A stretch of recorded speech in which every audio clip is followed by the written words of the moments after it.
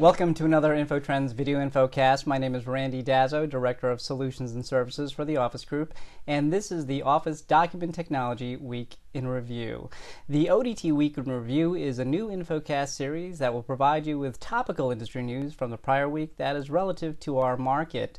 This Week in Review is from news-related topics that hit the week of May 30th, 2011.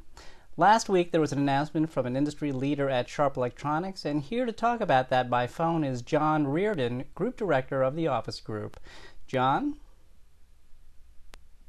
Thank you, Randy. Well, Sharp Electronics Corporation Chairman and CEO Kozo Takahashi and Ed McLaughlin said they have reached an agreement on Ed McLaughlin's decision to step down as President of Sharp Imaging and Information Company of America and as Director of SEC. Mr. McLaughlin will assist in the search for a successor, which is now underway.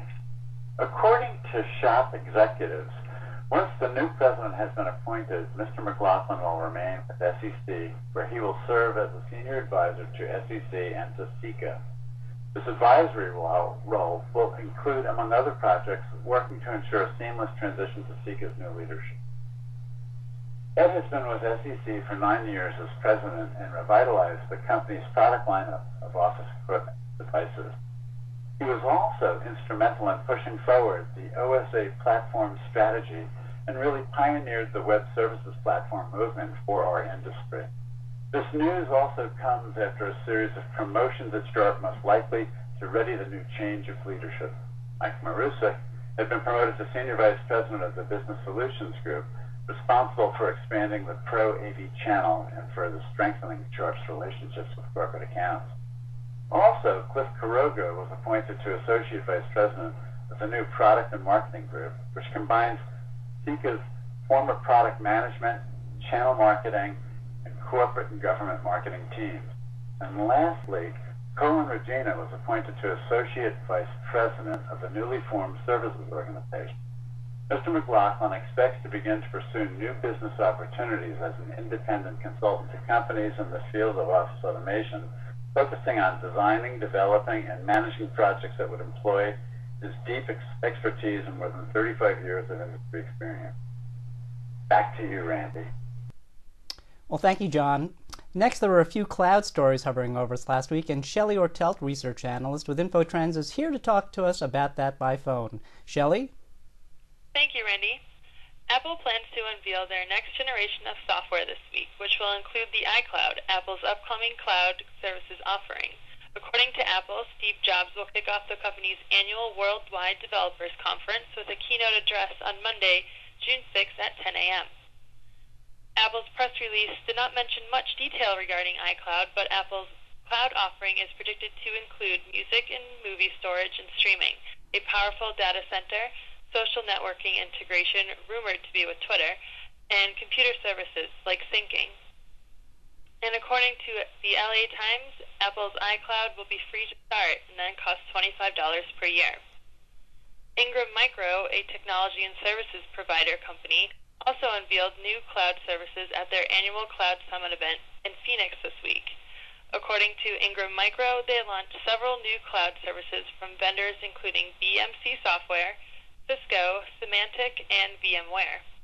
But perhaps the most anticipated news was Ingram Micro's Cloud Marketplace, which is a transactional online marketplace where solution providers can shop, procure, provision, and obtain invoices for their cloud services directly from Ingram Micro. Activity from their cloud marketplace can also be tracked on Twitter and Facebook. Back to you, Randy. Thanks, Shelley. 2 weeks ago, we talked about Ricoh's America's National Dealer Meeting and further developments on the MDS program. Last week, Ricoh formally announced the channel's MPS program, and here to talk about the details by phone, we have Ann Velitis, Associate Director for the Office Group. Ann? Thanks, Randy. CHAMPS, a Ricoh Managed Document Services program, will help its dealers transform their business model to a services-based model to meet customers' document management needs. The program is comprised of 3 components: proven methodology, best-in-class resources, and, of course, Ricoh's industry-leading services, which will be offered cafeteria style to resellers.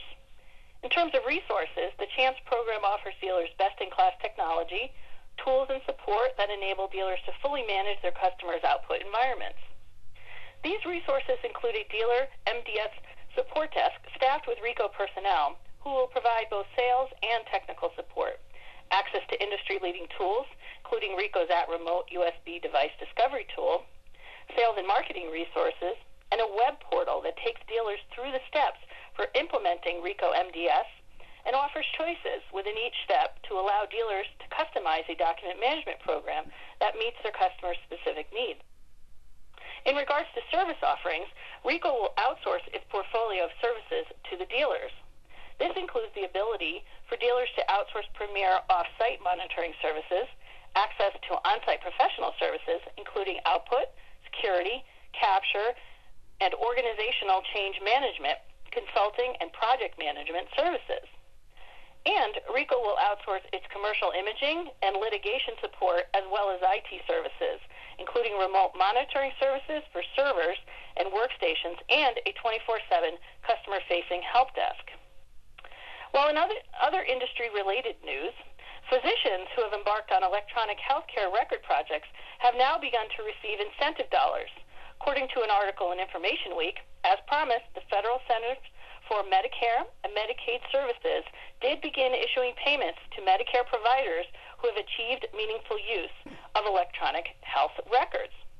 Physicians and other individual eligible providers may earn as much as $44,000 in extra Medicare payments over a 5-year period for meeting meaningful use of EHR technology that's been certified to meet federal functionality standards as part of the $27 billion Health IT Incentive Program. Providers must demonstrate meaningful use for 90 consecutive days during their first year of participation in the program, as long as they begin by 2014. Subsequent years, meaningful use must be continuous. Back to you, Randy. Well, thank you, Ann.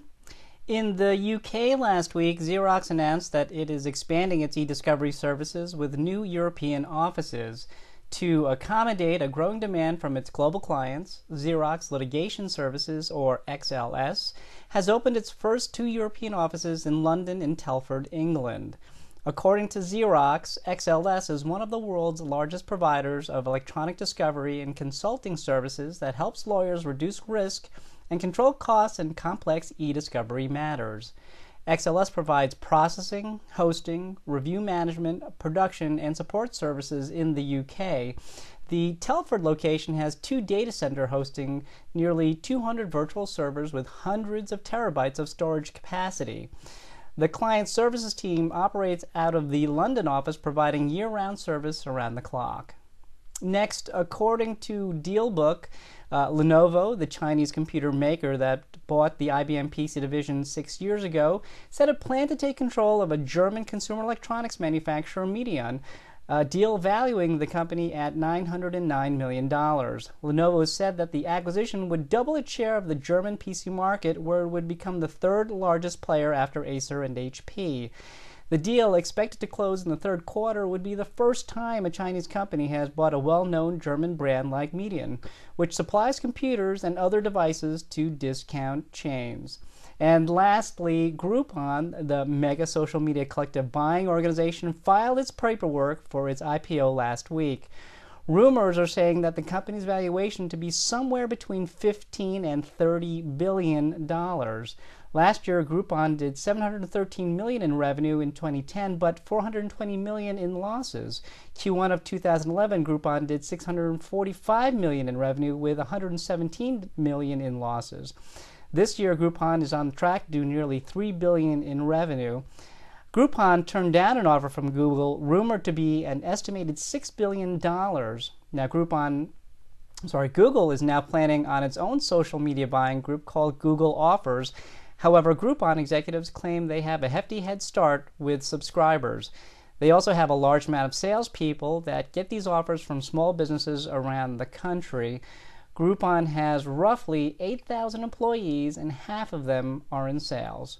If Groupon gets its $30 billion, it would actually surpass Google's IPO valuation, which was at $23 billion back in 2004. LinkedIn, another social media company, had its IPO earlier in May, which traded as high as $92 per share, giving its valuation of about $4.3 billion. Will social media be the next .com boom or bust? With This Week in Review, this is Randy Dazzo, signing out.